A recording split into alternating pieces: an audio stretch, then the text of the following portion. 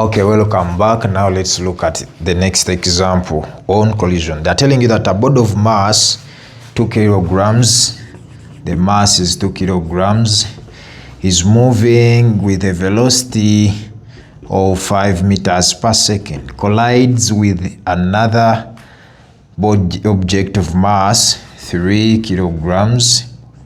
So this is another body mass 2. It is 3 kilograms, but this time it is at rest. So if it is at rest, it means that its initial velocity is a 0. Its initial velocity is 0 meters per second. And this one's initial velocity is 5 meters per second. So, assuming it was M1 moving in this direction, and it collides with another body, M2. So when they collide, this is before collision. Now,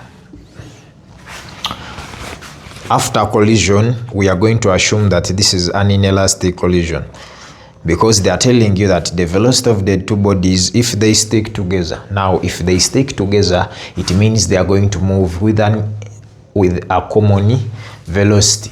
And if they move with a common velocity, we are going to adjust the principle of conservation of momentum to be that the total initial momentum m1 u1, that is for body 1, plus the initial momentum for body 2 is equal to the final momentum of body 1 plus the final momentum of body 2. But since they are moving with a common velocity, we are going to adjust this V to be the same. It implies that V1 is equal to V2 is equal to V, because the velocity V1 is equal to V2. Now, in that case, our masses are already in kilograms and our velocity is in meters per second. We can just substitute them, just like we did in example 1. That is M1 times 5 u1 plus m2 3 times 0 is equal to m1 2 plus 3 times v. So in this case, our that is 2 times 5, which is a 10, 3 times 0, that is a 0, is equal to 5v. So our common velocity becomes 2 meters per second. Then they ask us the loss in kinetic energy.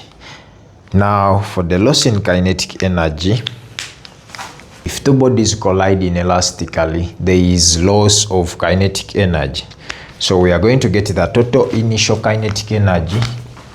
Total initial kinetic energy. The total initial kinetic energy. First get that. Initially, we know that kinetic energy is given by a half mv squared. So this is going to be a half mass of body 1 times the initial velocity of body 1 squared. That is the total initial kinetic energy of body 1 plus a half the mass of body 2 times the initial velocity of body 2 initially squared. That is the total initial kinetic energy. Get the initial energy, the initial kinetic energy of body 1 plus the initial kinetic energy of body 2. This one gives us a half times m1. M1 we had 2 kilograms. Initial velocity of body 1 was 5 squared. Plus a half times the mass of body 2 times the velocity of body 2 squared. So this gives us, this is 25 plus a 0, which gives us 25 joules. Gives us 25 joules. Then we also need to calculate the total final kinetic energy. The total final kinetic energy. So the total final kinetic energy, total final kinetic energy. So this is going to be equal to the final kinetic energy of body 1, which is a half m1. This time the velocity, we are going to use the final velocity because we are calculating the final kinetic energy. A half mv1 squared plus a half m2. Now we are calculating the total kinetic energy for body 2. Finally, we are going to use the final velocity for V2. But remember, V1 is the same as V2 because these bodies were moving together initially. So this is the same as a half m1 v squared plus a half m2 v squared. This is the same as a half m1. We can pull out v squared because it is the same, v squared. So after pulling out v squared, because it is common, we can now substitute plus the common velocity, which was 2 squared. So when we substitute this on our calculator, we are going to have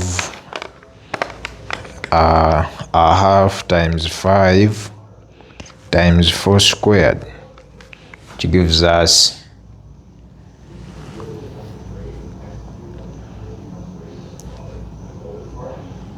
that the final kinetic energy is actually less than the initial kinetic energy because some kinetic energy is lost. So how do we get the loss in kinetic energy? Kinetic energy is going to be the initial kinetic energy minus the total final kinetic energy. Don't forget to add on the word total. So in this case, that's going to be 25 joules minus 10 joules, and this one is going to give us 15 joules. So that is how we get the loss in kinetic energy. Thank you very much for listening. To make a quick review, Roman 1 was asking us to find the common velocity, the velocity with which these two bodies move together after collision. Then Roman 2 was asking us to find the loss in kinetic energy. How do we get the loss in kinetic energy? We get the total initial kinetic energy. How do we get the total initial kinetic energy? We use the formula for kinetic energy, but under velocity, we use their initial velocities squared. We get it. Then for the final kinetic energy, under velocity, we use their final velocities. Since they move together, you're going to realize that the velocity, their final velocity is v, is going to be the same. Since you already calculated it, substitute it here and get the final kinetic energy. Make a subtraction to get the losses kinetic energy. Thank you very much for watching.